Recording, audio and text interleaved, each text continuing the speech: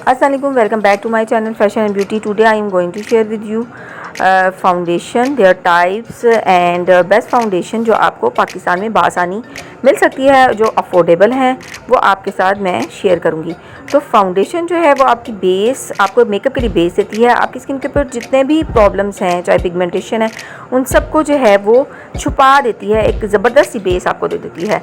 तो there are different types of foundation. Liquid foundation हो जाएगी, पाउडर फाउंडेशन है, स्टिक फाउंडेशन है, उसके साथ बीबी क्रीम है, उसके साथ सीसी क्रीम है। These are the different types of foundation जो आपको मार्केट में आसानी से जो है वो मिल जाती हैं। अब आपने अपनी स्किन के हिसाब से किसी भी फाउंडेशन को जो है चूज़ करना है जो आपकी स्किन पे सबसे ज़्यादा सूट करती है, और आपकी स्किन के बारे में आपसे ज़्यादा कोई नहीं जानता।